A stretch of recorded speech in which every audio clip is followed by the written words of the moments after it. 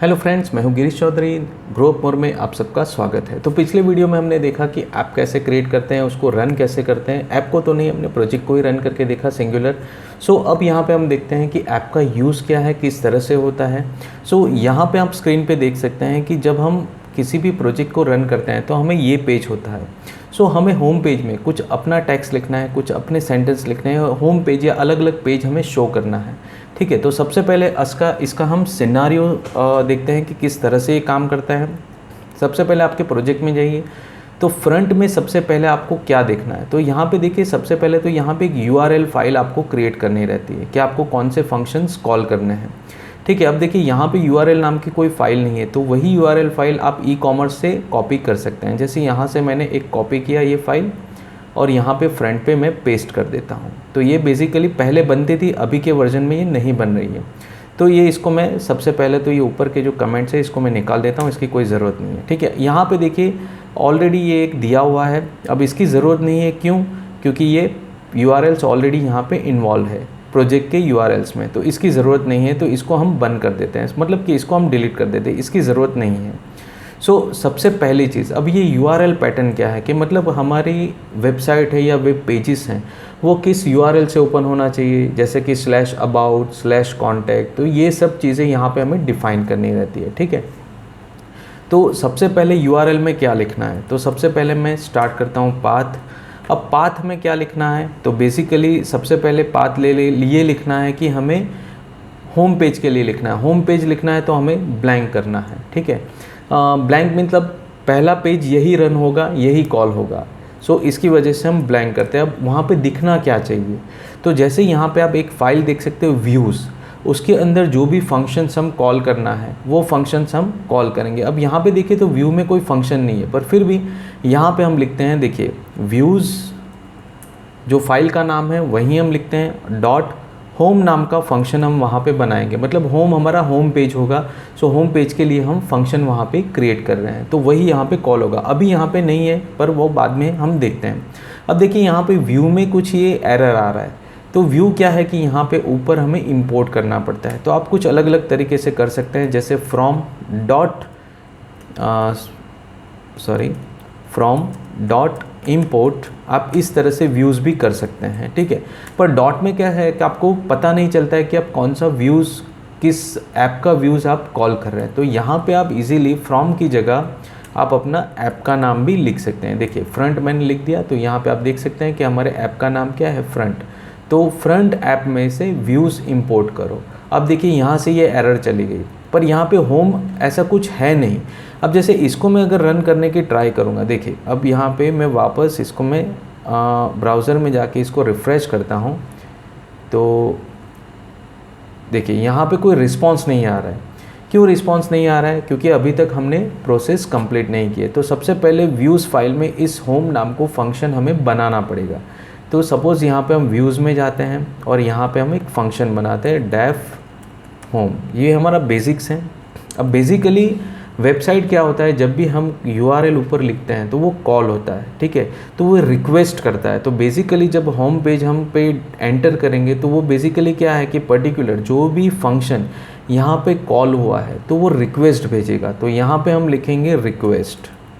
ठीक है, अब रिक्वेस्ट भेजेगा तो उसको रिस्पॉन्स भी देना है। ठीक है, तो यहाँ पे हम लिखेंगे रिटर्न HTTP रिस्पॉन्स। ठीक है, ये रिस्पॉन्स लिखेंगे। देखिए यहाँ पे एरर आ रहा है, क्यों? क्योंकि उसके ऊपर हमें HTTP रिस्पॉन्स की लाइब्रेरी कॉल करनी पड़ती है। तो याद रखने की ज़रूरत नहीं है, जस्ट यहाँ पे आप माउस ओवर कीजिए, देखिए क्विक फिक्स।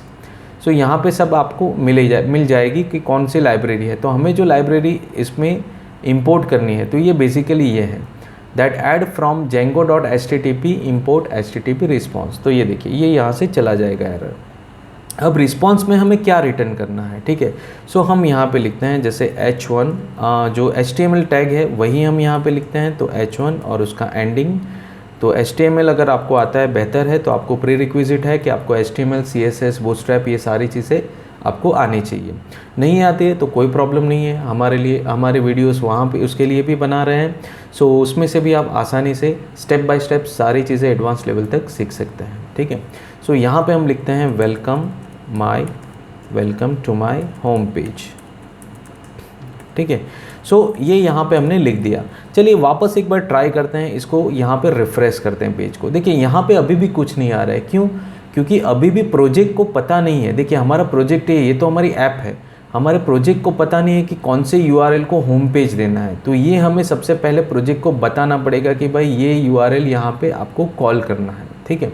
सो यहाँ पे सबसे पहले हमने क्या किया कि ऐप के जो URL में एक फंक्शन ऐड कर दिया होम का। चलिए एक और फंक्शन हम ऐड करते हैं, एक और पाथ ऐड कर देते हैं। तो सबसे पहले यहाँ पे 2-3 पाथ हम ऐड कर देते हैं कि अबाउट पेज हमें बनाना है और कॉन्टैक्ट, पर सभी होम पेज के ऊपर तो नहीं आ सकता, तो हम इस तरह से लिखेंगे भाई इसको अबाउट कुछ इस तरह से आना चाहिए, ठीक है।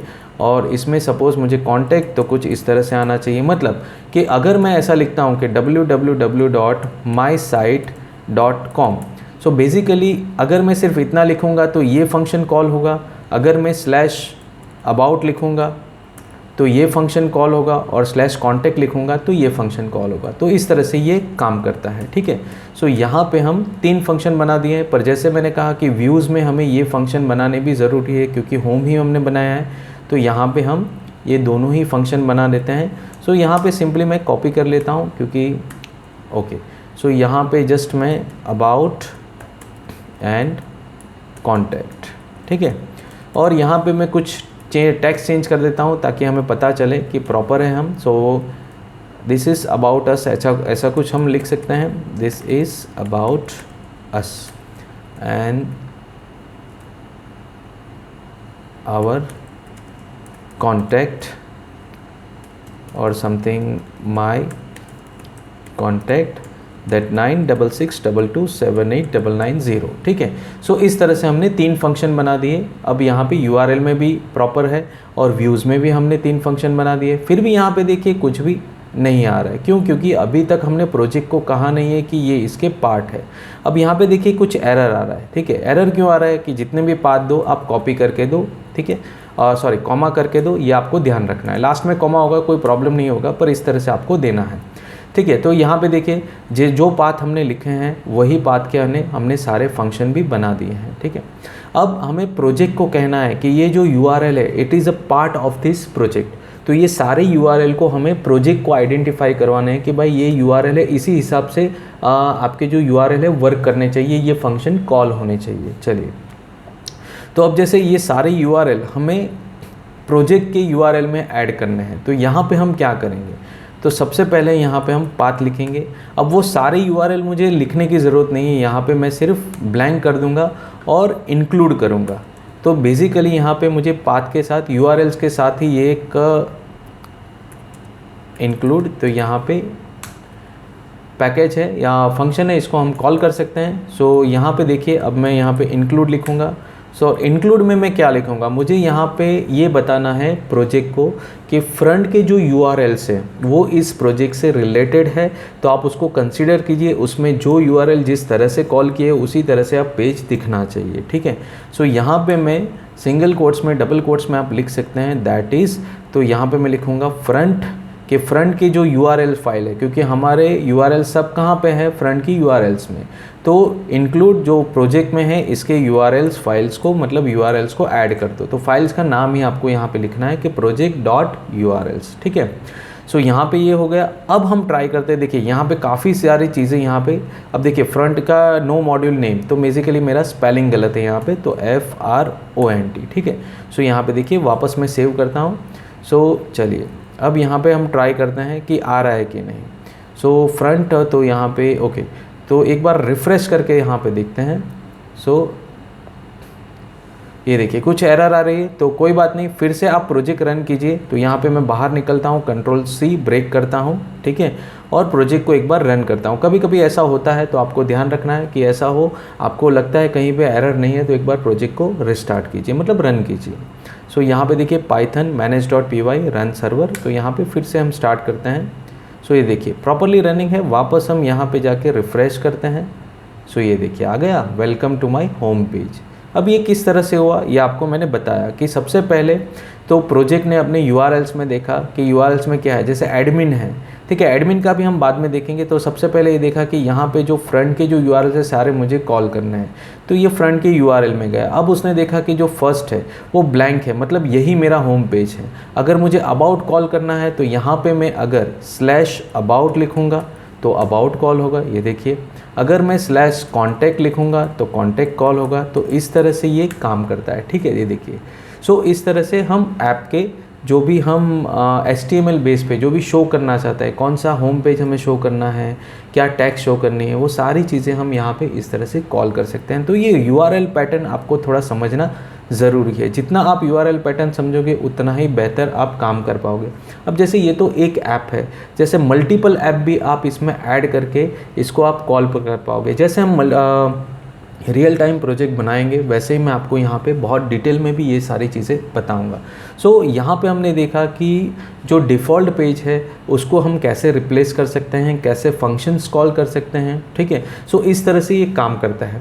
अब नेक्स्ट में मैं ये भी आपको बताऊँगा कि जो HTML पेज है उसको हम कैसे, कहाँ पे कैसे बना सकते हैं, किस तरह से कर सकते हैं, ठीक है। वो सारी चीज़ें भी बाद में मैं आपको बताऊँगा नेक्स्ट वीडियो में। आने वाली वीडियो में सारी चीज़ें स्टेप बाय स्टेप आपको मिलेगी। मतलब कि आपका जेंगो ऐसा नहीं है कि आप डायरेक्ट प्रोजेक्ट स्टार्ट कर रहे हैं, आप जस्ट ऐसा है कि यहाँ पे सारी चीज़ें आपको स्टेप बाय स्टेप सब कुछ सीखने को मिलेगा कि यहाँ पे वेरिएबल्स कैसे डिफाइन करने हैं, लूप कंडीशंस कैसे यूज़ करने हैं, एवरीथिंग इज़ देयर। सो आपको यहाँ पे कोई भी टेंशन लेने की ज़रूरत नहीं, ना ही किसी बुक को फॉलो करने की ज़रूरत है, ना ही इंटरनेट को। आप सारी चीज़ें यहाँ पे perfectly step by step proper way से यहाँ पे सीख पाओगे, ठीक है। सो मुझे सपोर्ट कीजिए, आपको वीडियो अच्छा लगता है तो शेयर कीजिए, ज़्यादा से ज़्यादा लोग इसका बेनिफिट्स ले सकें, तो मुझे भी थोड़ा बेनिफिट्स मिलेगा डेफिनेटली। तो शेयर कीजिए और सब्सक्राइब कीजिए। सो आज के लिए धन्यवाद। चलिए मिलते हैं नेक्स्ट वीडियो में।